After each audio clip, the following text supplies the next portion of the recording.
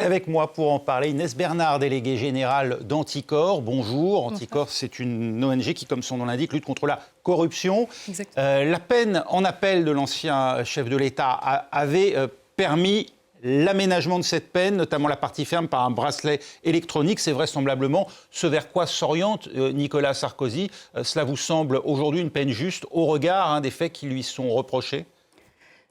Écoutez, nous, ce qu'on se dit à Anticor, c'est que c'est surtout, on est content que la justice ait pu passer dans ce dossier, qu'il y ait une condamnation définitive à l'encontre d'un ancien président de la République pour des faits qui sont extrêmement graves. Donc en effet, il va très certainement devoir porter son bracelet, puisque maintenant la condamnation est définitive.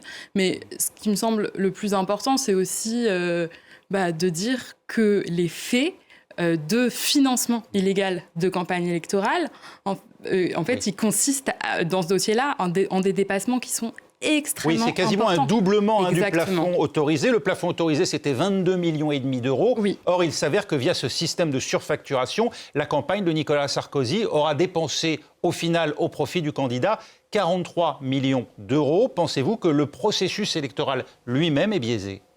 Oui. En fait, ça pose des questions qui sont très profondes sur notre démocratie parce que les règles de plafonnement du montant des campagnes électorales, elles existent pour deux raisons. Elles existent d'une part pour limiter la place de l'argent dans notre démocratie et elles existent d'autre part pour assurer l'égalité de traitement entre les candidats. Donc quand il y a un dépassement qui est important, l'égalité de traitement entre les candidats elle n'est plus assurée. C'est pour ça qu'il y a cette infraction de financement illégal de campagne électorale qui est caractérisée. Et en fait, là, on a quasiment un doublement, comme vous l'avez dit. Donc en fait, on a un piétinement de ces règles de financement de campagne électorale qui doivent en effet nous conduire à un sursaut collectif sur les conséquences que ça a pu avoir sur notre démocratie. Oui. Déjà dans le cadre de la Libye, qui est l'autre affaire pour laquelle d'ailleurs Nicolas Sarkozy sera jugé en appel en début d'année prochaine, son opposante de l'époque, puisqu'il s'agissait là du financement de la campagne de 2007, la précédente, Ségolène Royal, estime qu'il faudrait presque rejouer l'élection puisqu'elle considère qu'elle s'est fait voler tout simplement par un financement prétendument libyen. Je dis bien prétendument libyen car à l'heure qu'il est, Nicolas Sarkozy ayant fait appel est considéré comme innocent. Est-ce que François Hollande serait la fondée en 2012, lui, à remporter l'élection, mais à considérer néanmoins que 51,5, 48,5, c'était à l'époque le score de François Hollande face à Nicolas Sarkozy, ça ne reflète pas la réalité du rapport de force politique. En tout cas, s'il le dit, on pourrait le comprendre parce que, en effet, ces règles, comme je vous le dis, elles sont là pour assurer l'égalité de traitement entre les candidats. Et quand il y a un tel piétinement de ces règles, on peut en effet s'interroger sur la question, le point de savoir si ça n'invalide pas une élection et même une élection présidentielle. Nous, en tout cas, c'est une question à Anticor qu'on vous invite à vous poser collectivement, puisque c'est des choses qui peuvent exister dans d'autres démocraties. Oui, ou à l'avenir. Est-ce que cette condamnation, d'après vous, elle est suffisamment dissuasive pour tout futur candidat ? En tout cas, je souhaite qu'elle soit dissuasive. Moi, j'estime que toute sanction pénale, à partir du moment où la justice passe, a vocation à être quand même relativement dissuasive. Après, il y a d'autres questions. Pour empêcher que ces infractions soient commises pour l'avenir, il faut aussi réformer peut-être les pouvoirs de la Commission nationale des comptes de campagne. Oui. Parce qu'en fait, je ne sais pas si vous avez vu, mais dans ce dossier, ce qui nous semble extrêmement intéressant à Anticor, c'est qu'il y a eu un contrôle de la Commission nationale des comptes de campagne qui nous a dit il y a un dépassement. Oui, mais qui il y a un dépassement, exactement. Baisser la surfacturation. Il y a un dépassement de 300 000 euros. Oui. Et pourquoi la Commission nationale des comptes de campagne a vu seulement un dépassement de 360 000 euros et pas un dépassement de 20 000 euros ? Parce que les meetings étaient facturés au parti.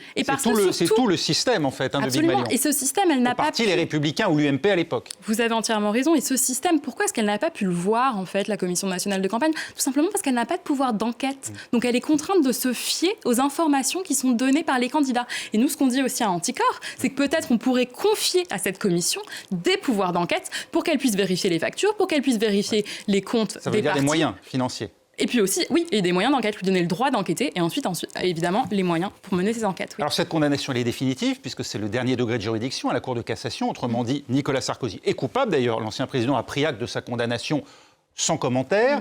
Contrairement à ses co-prévenus, Nicolas Sarkozy n'est pas mis en cause lui-même pour ce système de fausses factures. En tout cas, pas pour l'avoir imaginé ou l'avoir commandité, mais comme bénéficiaire, presque de manière passive. Ça vous semble plausible ?